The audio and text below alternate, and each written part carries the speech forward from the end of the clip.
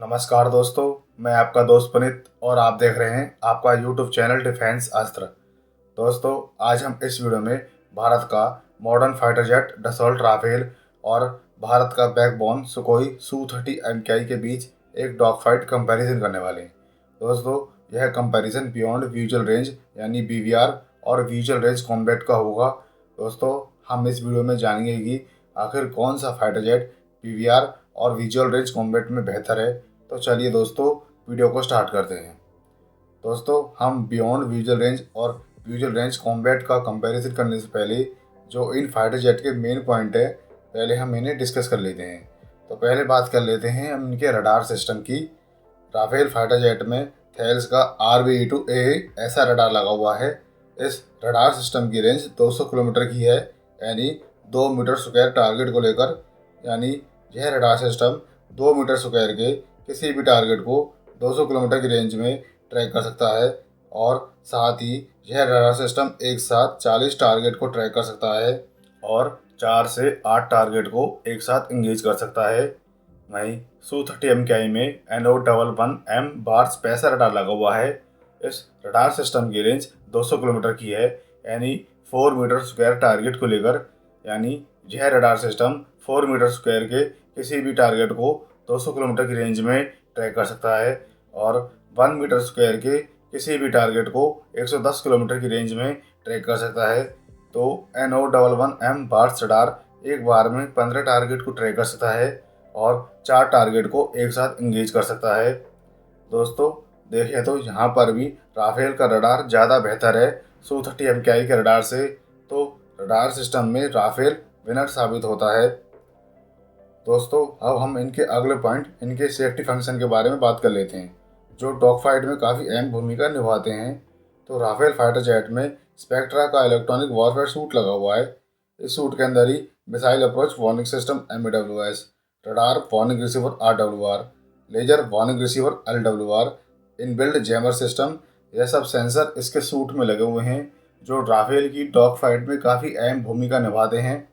वहीं सू-30 एमकेआई में तरंग का रडार वार्निंग रिसीवर RWR लगा हुआ है। इसके अलावा इसमें ना ही कोई missile approach warning system MEWS, laser warning receiver LWR नहीं लगा हुआ है और ना ही इसमें कोई इनबिल्ट जैमर लगे हुए हैं। सू-30 एमकेआई में जैमिंग के लिए एक्सटर्नल पोर्ट्स लगाए जाते हैं, जो ELF-1A222 जैमर सिस्टम या SAP 518 और SAP 14 लगाए जा सकते हैं। यह इजरायली या रशियन हो सकते हैं जैमर सिस्टम। दोस्तों, देखें तो यहाँ पर भी इलेक्ट्रॉनिक वॉरफेयर सूट के मामले में राफेल बेहतर साबित होता है सू-30 एमकेआई से। तो सेंसर के मामले में भी राफेल ही विनर है। बाकी इन दोनों ही फाइटर जेट में एक्स गार्ड टॉयड डिकॉय सिस्टम को इंक्लूड कर दिया गया है, जिसकी मदद से इन दोनों ही फाइटर जेट में बीवीआर मिसाइल से बचने के लिए काफ़ी अच्छा डिफेंस सिस्टम मिल जाता है। तो अब बात करते हैं रडार क्रॉस सेक्शन की, जो बीवीआर फाइट में काफ़ी इंपॉर्टेंट फैक्टर है। तो राफेल फाइटर जेट का रडार क्रॉस सेक्शन 0.5 से 1 मीटर स्क्वायर के बीच का है। इस रडार क्रॉस सेक्शन की वजह से सू-30 एमकेआई राफेल को मात्र 80 से 90 किलोमीटर की रेंज में ही ट्रैक कर सकता है। वहीं सू-30 एमकेआई का radar cross section 5 metre square का है। इस रडार क्रॉस सेक्शन की वजह से राफेल सू-30 एमकेआई को 350 किलोमीटर की रेंज में ट्रैक कर सकता है। दोस्तों, देखें तो सू-30 एमकेआई का RCS काफ़ी ज़्यादा है, जिसकी वजह से यह एनिमी फाइटर जेट की रेंज में आसानी से आ सकता है। तो यहाँ पर भी विनर राफेल है। अब बात करते हैं इनके अगले पॉइंट, कॉम्बैट रेडियस की। तो Rafale fighter jet combat radius 1850 kilometre है विदाउट आफ्टर बर्नर और यह 1.4 मैक की स्पीड से सुपर क्रूज भी हो सकता है। वहीं सू-30 एमकेआई का कॉम्बैट रेडियस 2500 किलोमीटर है बिना रिफ्यूलिंग के। तो दोस्तों, देखें तो यहाँ पर विनर सू-30 एमकेआई है राफेल से। अब बात करते हैं पैसिव ट्रैकिंग की। तो राफेल फाइटर जेट में पैसिव ट्रैकिंग के लिए FSO सिस्टम लगा हुआ है।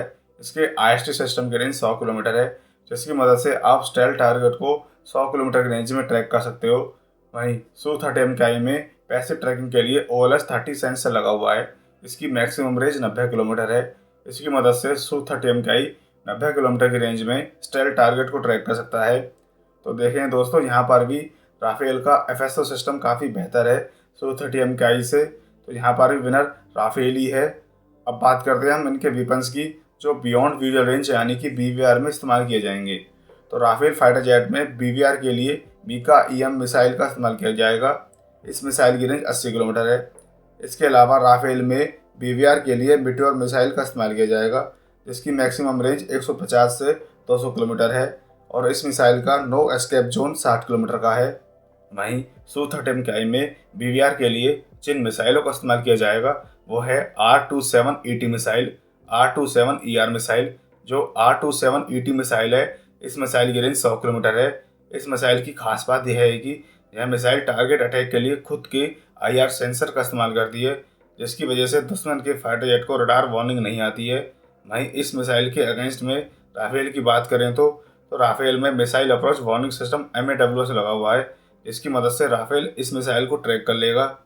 बात करें R-27ER मिसाइल की, तो इस मिसाइल की रेंज 130 किलोमीटर है।